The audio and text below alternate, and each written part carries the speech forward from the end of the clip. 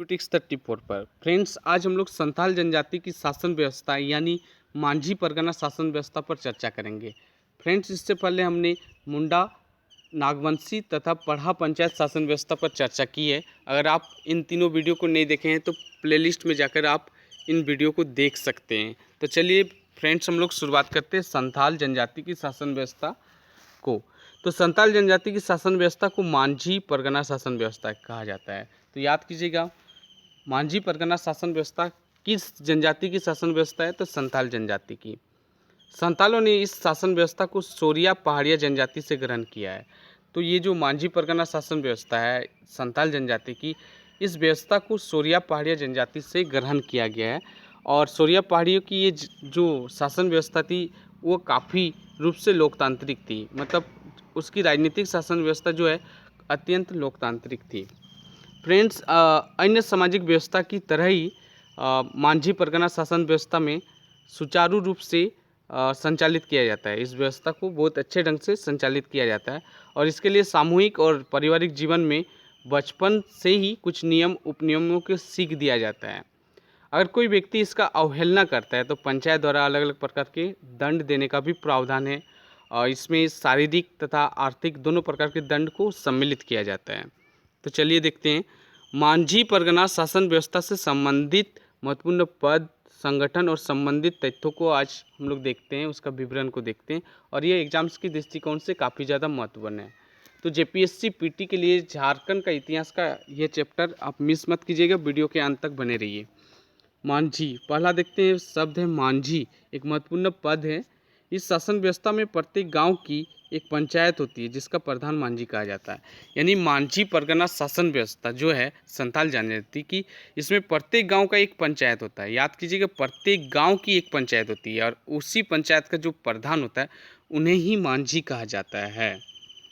मांझी को अनेक प्रकार के प्रशासनिक एवं न्यायिक अधिकार प्राप्त होते हैं। मांझी को अनेक प्रकार के प्रशासनिक और न्यायिक अधिकार होते हैं। तो याद कीजिएगा कि मांझी जो है उनको क्या क्या अधिकार मिला है, तो प्रशासनिक और न्यायिक अधिकार प्राप्त हुआ है।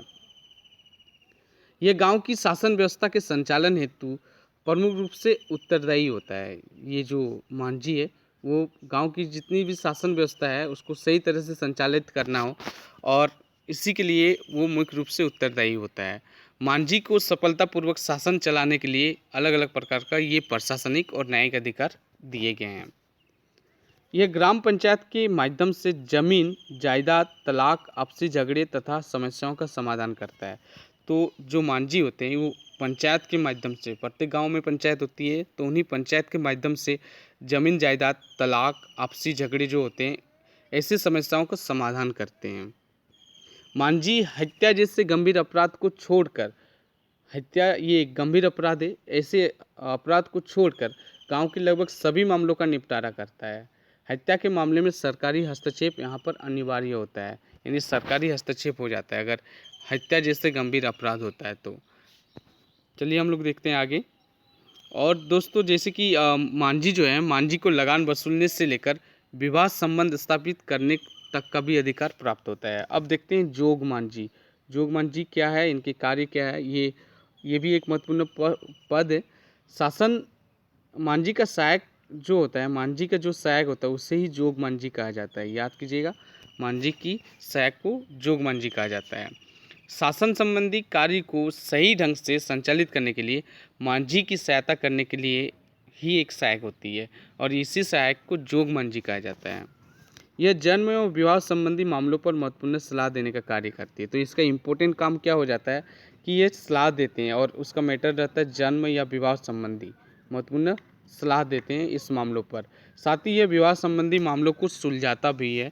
अगर विवाह से संबंधित कुछ मामले आते हैं तो उसको सुलझाने का कार्य जोग मांझी ही करते हैं। अगला देखते हैं जोग प्राणिक। जोग प्राणिक क्या है, तो ये जोग मांझी की अनुपस्थिति में उसके दायित्वों का संचालन करता है। तो जोग प्राणिक या जोग प्रमाणिक भी इसे कहा जाता है। इनका कार्य है कि अगर जोग मांझी नहीं हो, अनुपस्थित हो, तो उनके दायित्व जो होता है उन्हीं का संचालन का कार्य ये करते हैं। अब देखते हैं भगदो पर्चा। भगदो पर्चा क्या है, तो भगदो पर्चा झगड़ों के निपटारे में कुछ वरिष्ठ लोगों के विचार विमर्श किया जाता है। झगड़ों के निपटारे में कुछ वरिष्ठ लोगों के विचार विमर्श किया जाता है, जिन्हें भगदो पर्चा कहा जाता है। तो अगर झगड़ों के निपटारे में गांव के कुछ वरिष्ठ लोग जो है वो विचार विमर्श करते हैं, और ये विचार विमर्श करना ही भगदो पर्चा कहा जाता है। ये जितने भी लोग इसमें वरिष्ठ लोग शामिल होते हैं, उन लोगों को, उन पर्चाओं को भगदो पर्चा कहा जाता है। अगला पद है प्रामाणिक या प्राणिक। प्रामाणिक या प्राणिक, याद कीजिएगा इसका कार्य क्या है। तो मांझी की अनुपस्थिति में उसके कार्यों का संचालन प्रामाणिक द्वारा किया जाता है। जिस प्रकार जोग प्राणिक जो है वो जोग मांझी की अनुपस्थिति में उनका कार्य का दायित्व करते हैं, उनका संचालन करते हैं, उस प्रकार मांझी अगर अनुपस्थित हो तो उसके कार्यों का संचालन प्रामाणिक करते हैं। याद कीजिएगा, मांझी के अनुपस्थिति में कार्यों का संचालन प्रामाणिक किया जाता है। लेकिन इससे पहले हम लोग देखें कि जोग मांझी मांझी के सहायक होते हैं। जोग मांझी जो है मांझी के सहायक होते हैं, लेकिन मांझी की अगर अनुपस्थित हो उनके कार्य का संचालन फिर प्रामाणिक करते हैं, और यही वजह इसे उप मांझी भी कहा जाता है, इसे उप मांझी कहा जाता है। याद कीजिएगा कि प्रामाणिक या प्राणिक को उप मांझी कहा जाता है। अगला पद है गुणायत। गुणायत या गुणेत। ये मांझी के सचिव के रूप में कार्य करता है। तो ये एक प्रकार का सचिव है, और ये मांझी का सचिव है, उसी के रूप में कार्य करता है। ग्रामीणी को, जो ग्रामीणों हैं उनको किसी उत्सव या कार्यक्रम की जानकारी पहुंचाने के कार्य अगर कोई करते हैं तो वो गोड़ाइत करते हैं। तो गोड़ाइत का कार्य क्या है कि वो गांव के लोगों को किसी उत्सव या कार्यक्रम की जानकारी देते हैं। यह लोगों के विभिन्न अवसरों को एक स्थान पर एकत्रित करता है, यानी कुछ अवसर होता है उसमें सभी लोगों को एक स्थान पर बुलाया जाने की स्थिति होती है, तो ये लोगों को एक स्थान पर एकत्रित करने का कार्य गुणित या गोड़ाइत ही करते हैं।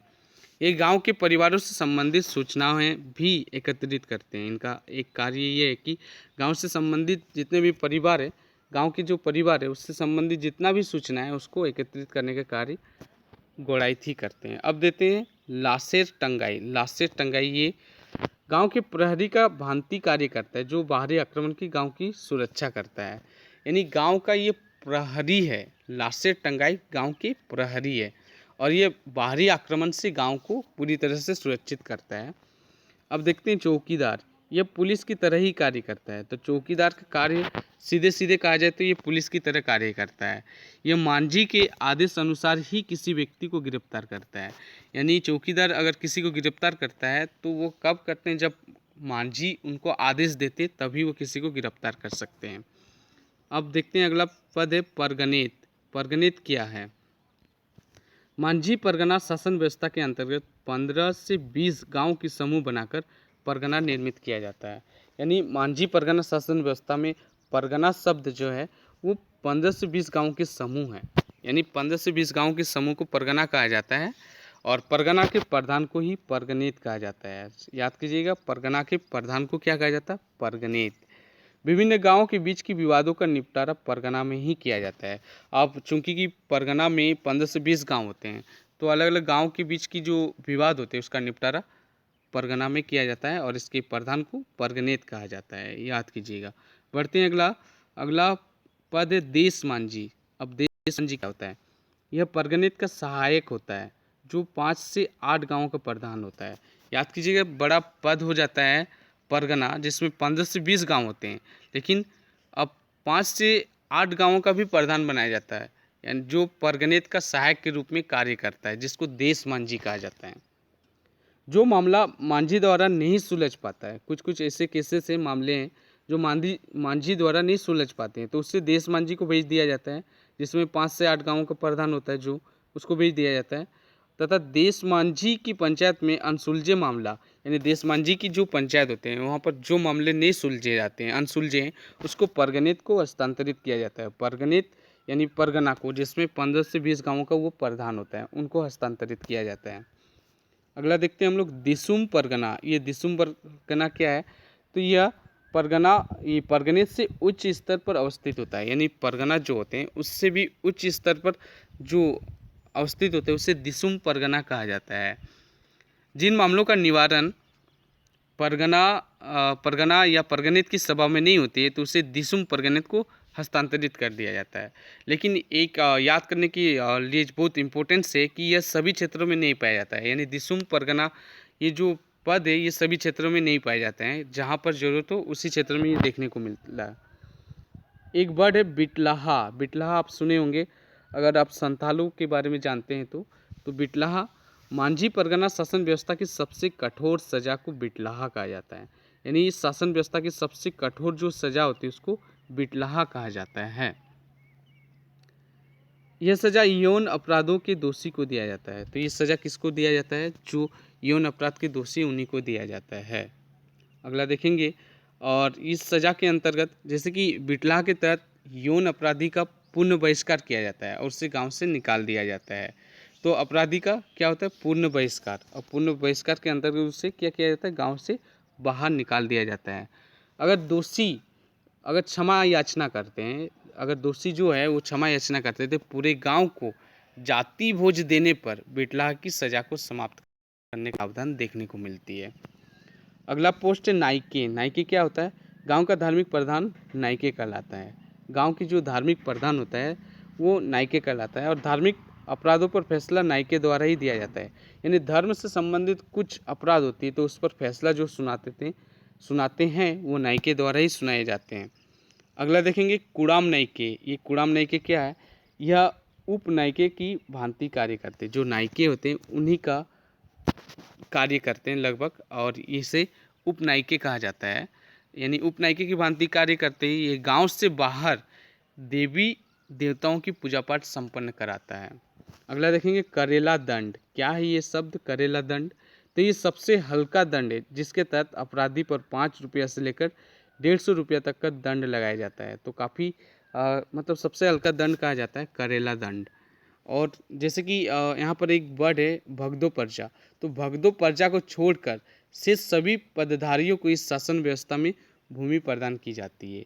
चूँकि भगदो प्रजा जो है कुछ वरिष्ठ लोगों को एक साथ बुलाया जाता है, वो विचार विमर्श करते हैं। अगर कोई गांव में झगड़े होते हैं तो उसका निपटारे के लिए, तो इसमें काफ़ी लोग शामिल हो जाते हैं।